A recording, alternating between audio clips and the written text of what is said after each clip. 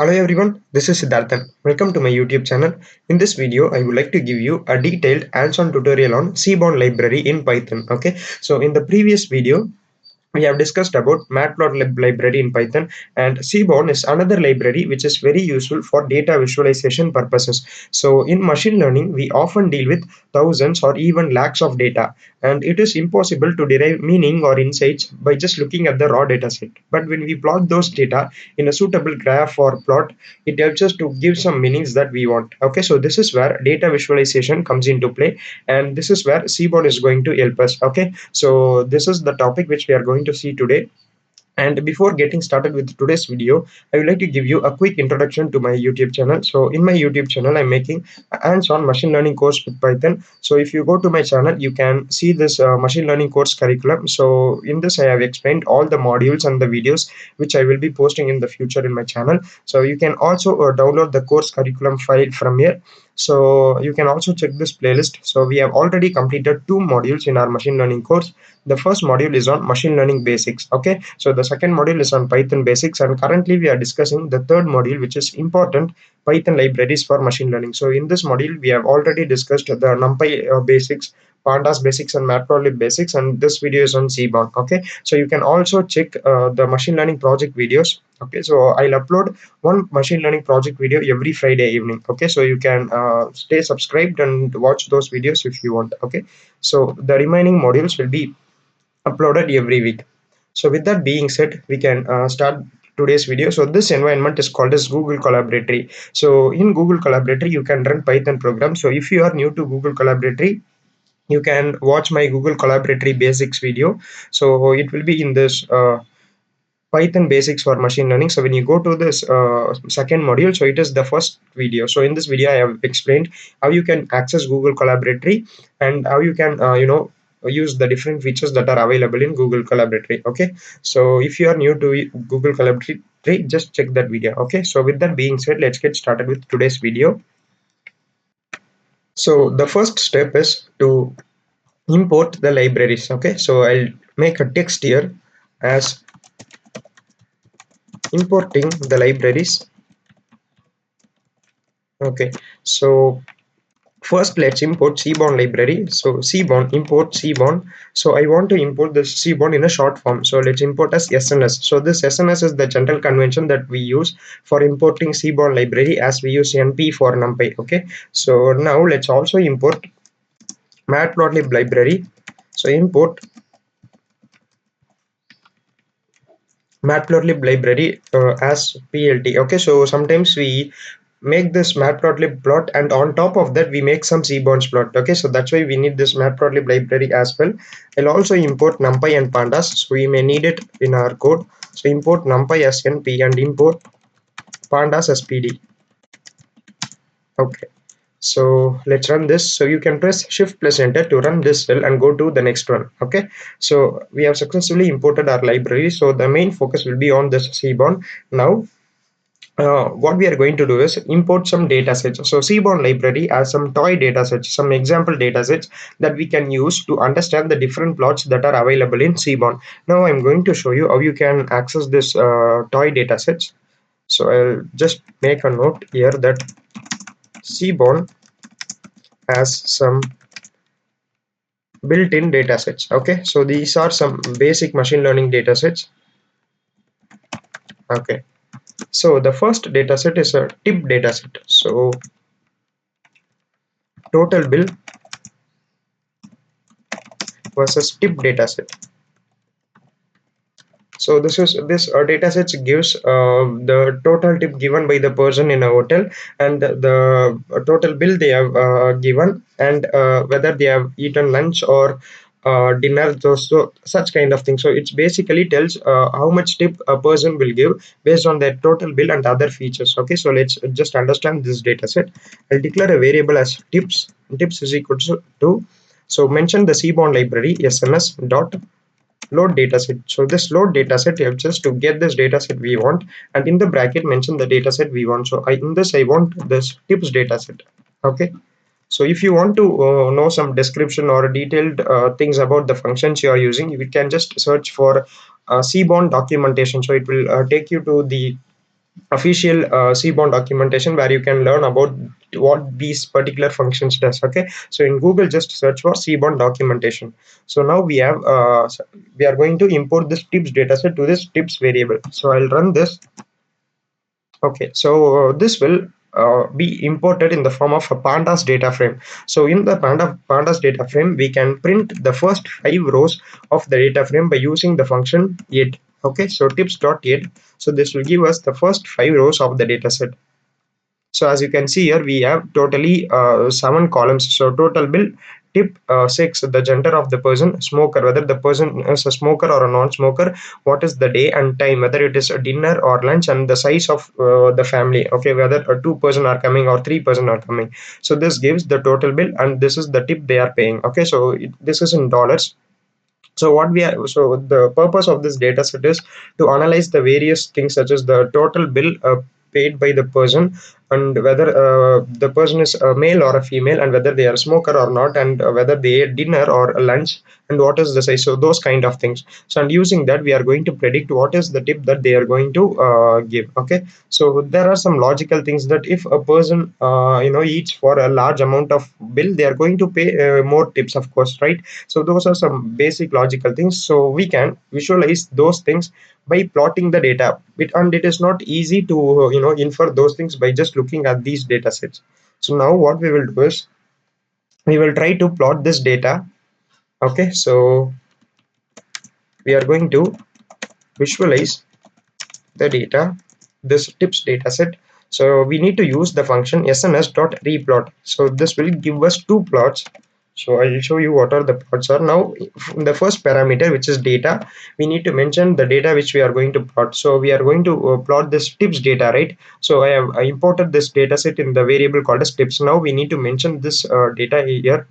Okay, so this is the parameter, so mention it here, tips. Okay. Okay, next we need to mention the x-axis we want. Okay, so I want the x-axis to be the total bill paid. So let x-axis be total bill. So enclose it in quotes. So here we need to mention the column name which we want in our x-axis. So it is total bill. So total underscore bill. And in the y-axis, I want this tip column. So mention it here. Y is equal to tip, and I want the column to be time. So basically what happens is it gives 2 plots for us. So the first plot will be on for all the data for which the person had dinner, and the other plot will be for all the person who have lunch. Okay, so that is this call parameter, and I want this u to be smoke. Okay, and now we want the style will be smoker. So these are the parameters for our plot, or the plot will be differentiated based on these values. So there is a mistake in the quotes here. Okay, so style is smoker, and size. Okay, size is equal to. So basically I mentioned the important columns which I need for my plot. So in the x-axis I want the total bill, so that's what I have mentioned here. And in the y-axis I want the tip, and in the column I want the time, whether it is dinner or lunch, and in the style I want whether the person is a smoker or not. So the data will be differentiated based on whether the person is a smoker or not. So u is also the similar kind of thing, and this is the size. Okay, so let's see what plot we are getting. Okay, so let's run this. Okay, so there is some mistake here, so sorry. So it should be plot. So it's means a relative plot kind of thing. Okay, so you can see here, now we get plots in which if the person is a smoker, the plot will be in blue colored dots, and if the person is not a smoker, those data points will be plotted in orange x marks. Okay, and this represents the size. So if only one person is coming for the lunch or dinner, then the size of the dot will be small. And if there are 5 or 6 number of people who are in a family, then those plots will be made on a larger blue dot marks. Okay, so that is what this is, and this is the advantage of Seaborn over matplotlib. So in matplotlib you need to mention that, I want this smokers to be differentiated in blue color dot marks, and I want the other persons to be marked in X mark, or I want the different sizes for different sizes. Okay, so you need to mention that manually when you are using matplotlib library. But when you are using Seaborns, you don't need to do that. So Seaborns automatically finds those differences and it will plot it based on that. Okay, so you can do another thing as well. So you can set a default theme for your plots. So setting a theme for the plots. So for that we need to use this sns dot set theme. Okay, sns dot set theme. So just watch the plot here. So when I run this plot, after running this sns.set theme, the theme will be changed. So it will be more spacious and we will also get some grids. So as you can see here, now it is more spaced and it's more convenient to see, and we have also grids. So this is the default theme which we have set using this sns.set theme function. Okay, so you don't need to run this every time. So once you run this in your code, you don't need to run it again. So every plots which you are making in Seaborn will be based on this theme. Okay, so with that being said, now let's take another example data set and let's try to see what are the different plots we have in Seaborn. So in this I'm going to load the iris dataset. So the iris dataset is also another important dataset in machine learning when you are starting to learn. So these are some basic datasets. So I'll create another variable as iris. Iris is equal to sns.load dataset, the same function which we have used for the tips dataset. So sns.load dataset, and in the quotes you need to mention iris. Okay, so let me run this and let's see the first 5 columns of this iris data frame. So iris dot date. Okay, so I'll run this. Okay, so now you can see the first 5 rows here. So we have sepal length, sepal width, petal length, and petal width. Okay, so these are the parameters of the iris flower, and we have this species here. So there are totally 3 species in iris. They are iris setosa, iris virginica, and iris versicolor. Okay, so the idea here is to predict whether to what species the particular iris flower belongs based on their sepal length, sepal width, petal length, and petal width. Okay, so this is the problem statement for this particular data set. Now let's try to plot this data set. Okay, so now we are going to cluster it so we can uh, best understand this data using a scatter plot. So I mentioned as text here of scatter plot. So let's see. So you can make a scatter plot in SNS by using this SNS dot scatter plot function. So SNS dot scatter plot, and in X I want, let's in x-axis let's take this sepal length, and in y-axis let's take petal width. So petal width, or let's take petal length. Okay, so x-axis let it be sepal length and y-axis let it be petal length. Okay, so petal length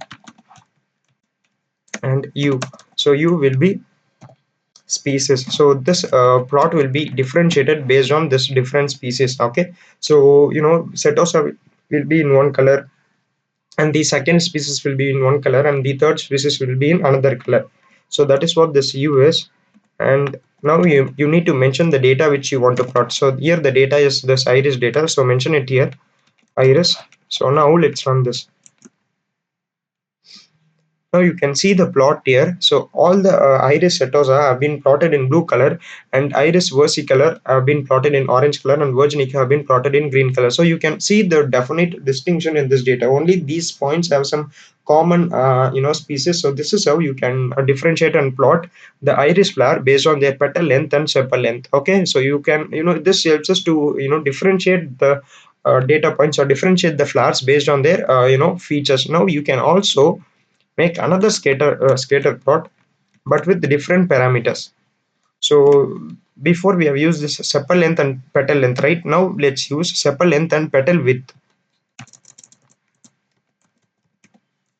let's see whether we get a better plot or not. Okay, now I would say this plot is kind of better than this, okay, because there is more common points here. So this is how you can plot based on different features using a scatter plot. So this is the importance of scatter plot, where you can cluster the data points based on their parameters. Okay, so as we have seen our scatter plot, now let's see some other different types of plots. And for this plot I'm going to use another interesting data set.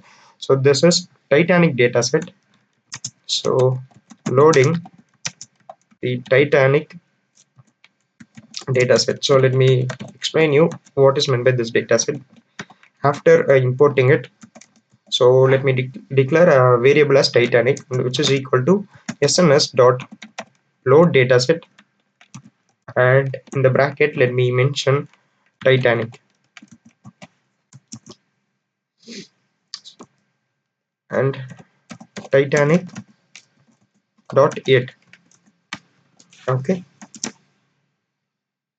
so you can see here, this is basically the whether a person is survived in the Titanic crash or not. So 0 represents they haven't survived, and 1 represents they have survived. Okay, so this represents the class of their tickets, whether they are in first class, second class, or third class, and their gender, age, and such kind of things. Okay, so the idea behind this dataset is to predict whether a person has survived this Titanic based on these features, whether they are a male or a female, what is their ticket class, and what is their age. Say for example, when in such kind of crisis or a crash and those kind of things, when a ship is sinking, the importance will be given to women and children, right? So that things will be taken into account, and we will try to implement our machine learning system and try to predict whether a person has survived or not based on these features. So that is the problem statement of this dataset. And now we are going to make some plots in this dataset and analyze it. So first, let's make a count plot in this Titanic dataset. Okay, count plot. So this helps us to give the number of people or number of data points we have in each parameters. So you can use a count plot by this function. So sns.count plot, and in x-axis let me put class.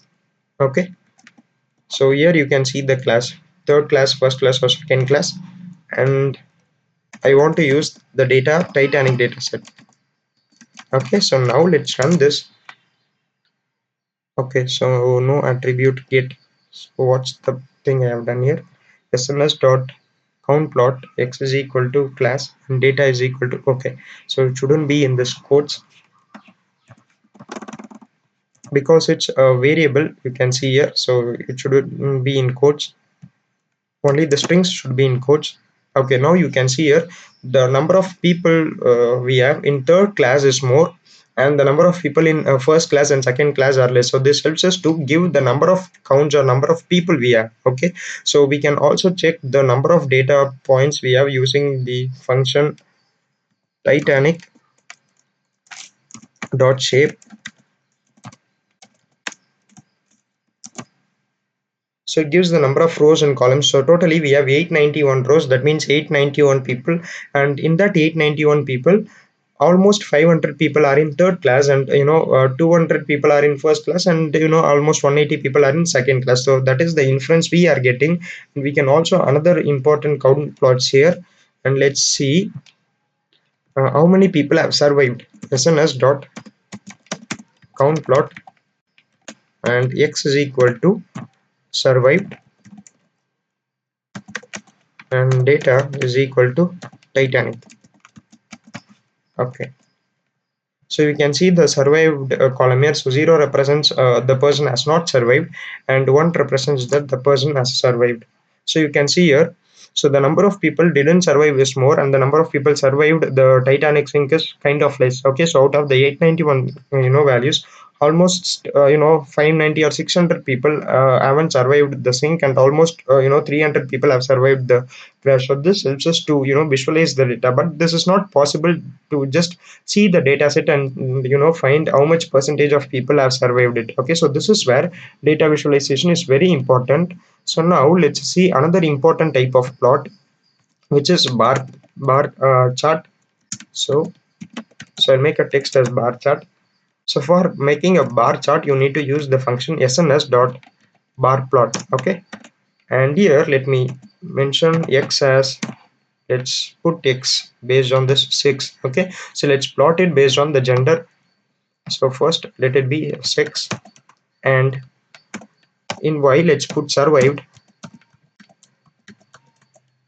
and let's classify it based on their class, whether it's first class or second class or third class.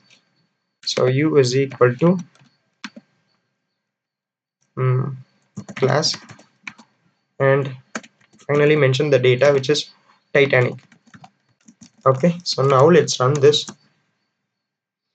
So now you can see here we have a bar chart with a person has survived or not. Okay, so this tells us the proportionality of a person is survived or not. So what is the inference we are getting it is, that means like the number of female survived the sink is more when compared to the number of male. So it clearly tells us the importance for survival have been given to female. Like for example, so when that sink happened, so a lot of female have been chosen to survive the crash instead of males. Okay, so that is what the inference we are getting, and this red color thing represents the second class. So you can see the U here, which represents the class. So blue color represents the first class, and orange represents the second class, and green represents the third class. So this is how you can plot different parameters in one parameters. Say for example, in male we have this three parameters, right? So in male we have the number of first class people, number of second class and third class people, and we also have the same for female. So this is how you can plot for one parameter. So here the one parameter is survived and the second parameter is 6, and in that we have used another parameter which is class. Okay, so this is how you can plot for multiple parameters, and this is where bar chart is really useful. Okay, so now I'm going to take another interesting data set for two important plots that we are going to see. So this is house price data set. So house price data set. So this dataset is not available in Seaborn. So I'm going to import it from sklearn library. So sklearn is another machine learning library. So we have already made a project on this house price prediction. So you can check that video in my machine learning project playlist. So now I'm going to import this library. So in that library, I'm going to import this house price data. Okay, so this basically is the Boston house price data. So from sklearn dot datasets import Boston. Okay, put load Boston. So this is the house prices of Boston state in US. So I'll create a variable as house Boston. So house Boston is equal to load Boston. So this will load this Boston data set into this house Boston variable, and it won't be in a pandas data frame. So we want the data to be in a pandas data frame. Now I'm going to store it in a pandas data frame. So house is equal to pd dot data frame. So we have already imported the pandas data frame as pd.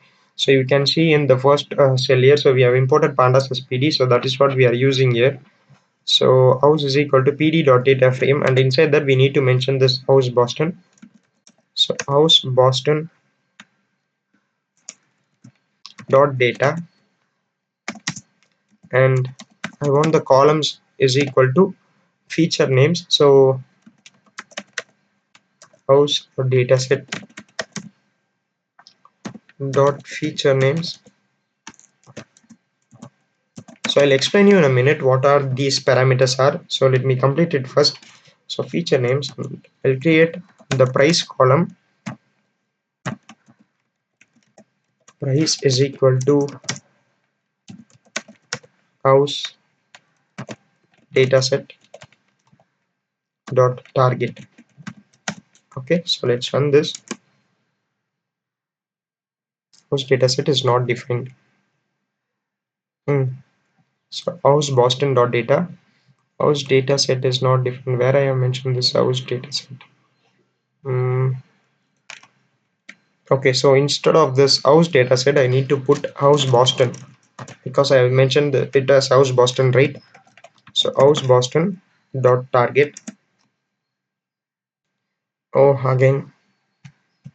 So pd dot data frame our columns. Okay, so here the problem is.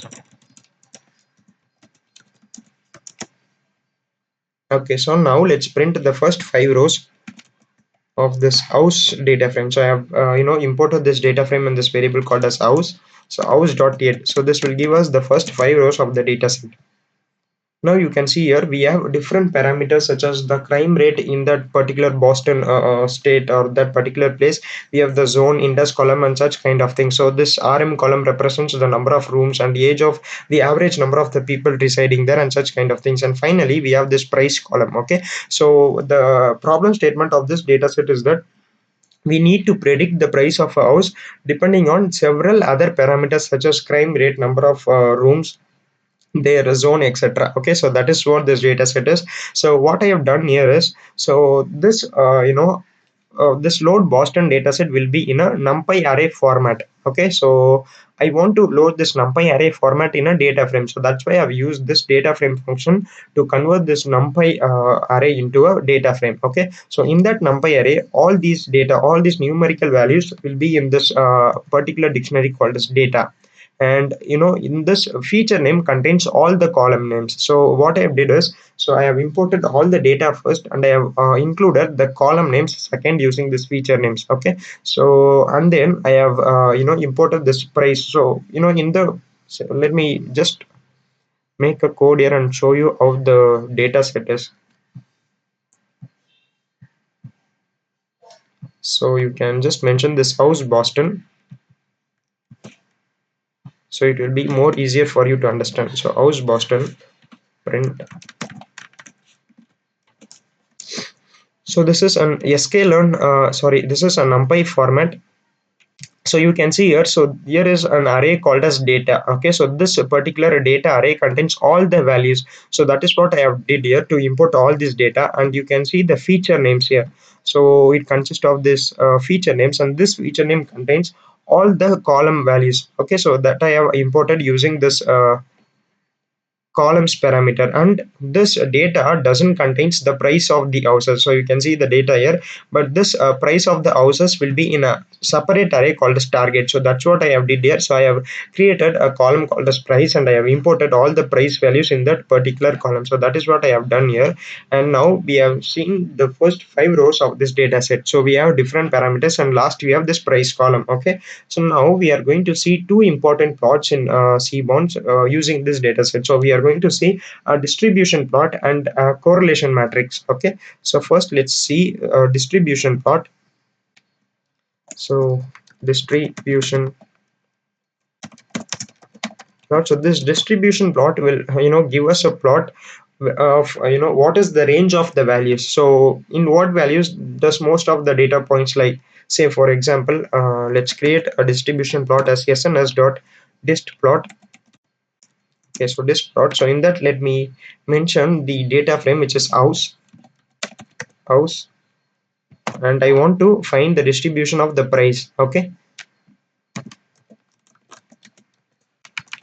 so let's run this. So you can see here that the more values are in the range of $20. So this is what we are getting, and the values, so 20 means it's $20,000. So there are less values in this particular range, and there are less values in this particular range, and we have the more values in this particular range. So this helps us to give us the distribution of the values. So this is one of the important plots we need, because it tells us what is the distribution of the price, so what is the magnitude of the price, and what range as the maximum values. So this particular maybe it's 15 to 25, so this particular value has the most number of data points. So that is the important of this distribution plot. And so you can use this disk plot, sorry. So it will give us a probability curve. So you can see the maximum values are in this 20 range. Okay, so this is the importance of this distribution plot, which gives us the range in which the data is distributed. So now let's see another important plot. So this is very, very important. So this is a correlation matrix. Okay, correlation. And there are two types of correlation. They are positive correlation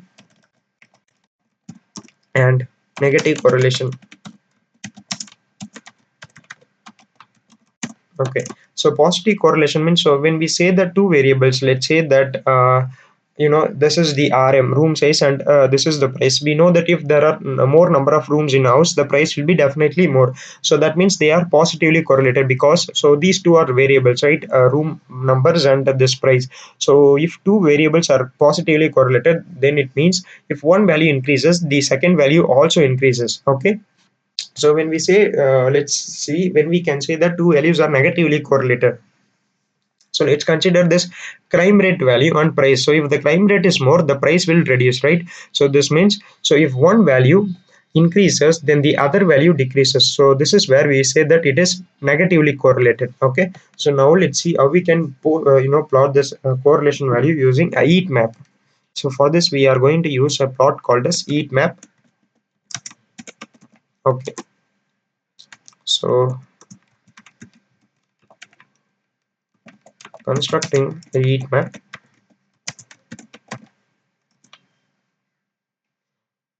I'm using this matplotlib library.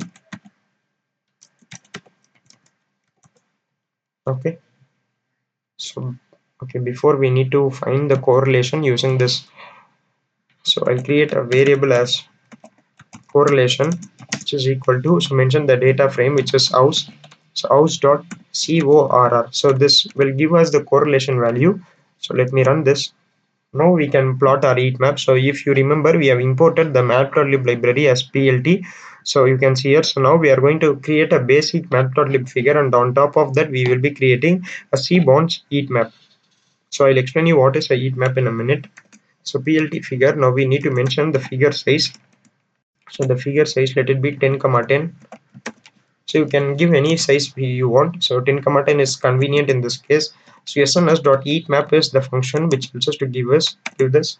So mention the correlation. So we want to plot this correlation value. Okay, so as I've told you earlier, so what is meant by this correlation? So heatmap, mention correlation, and now we need to mention some parameters.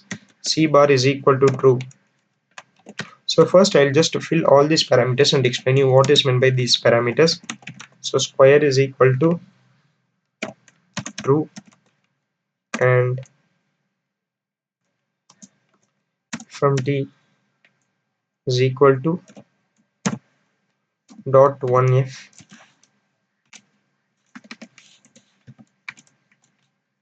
and annotations is equal to true,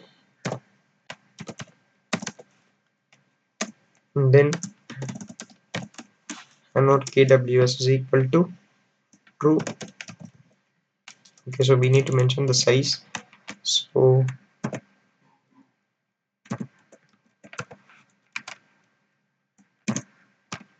8, and c map is equal to blues. Okay, so now let's run this. Okay, so invalid syntax. So annotate is equal to true. Okay, so here should be comma. Okay, so we got a correlation matrix, and this is a heat map. So let me explain you what is meant by this. So we have all the columns in the left hand side. So you can see the column name here. So we have all the columns here vertically, and we also have all the columns here horizontally. Okay, so this basically plot all the values of one column against all the values in one column. So if you take this first row, it is the crime value against all the other columns. Okay, so similarly it is carried out for all the columns. So you can see the color map here. So this color bar here, so if the color is light, it means the value is in a negative value. If the color is dark, it means it is positively correlated. Okay, so what we are going to say is, so if you take this crime column, as I told you earlier, crime and price will be negatively correlated, because if the crime rate increases, the price will decrease. So you can see the value as minus zero point 0.4, so it is negatively correlated. But if you take this rm, which is the number of rooms, so it is positively correlated because it's zero point 0.7. Okay, so because if the number of rooms is more, then the price value increases. So this is called as positive correlation. So these values are calculated using this house.core function, and this is how you need to construct heat map to find which columns are positively correlated to this target, which is price, and which columns are negatively correlated. Okay, so this correlation is what we are plotting it, so that's why we have mentioned it here in this heat map. And color bar, so this is the color bar, whether we want this color bar or not. So this is the square, I want all this to be in square, and fmt represents the number of floating point. So I have mentioned one floating point after decimal, so it gives only one decimal point. So if you put 2f, it will give us 2 decimal points annotation. So these are the annotations. So annotations is equal to true, this is the annotation size, and I want the color mat to be blue. So this is how you can create a correlation matrix. And correlation matrix is very important because it tells us which columns are important for our prediction and which columns are not important. So that's it for this video. I hope you have understood all the different plots we have seen in this video. So I'll see you in the next video. Thanks.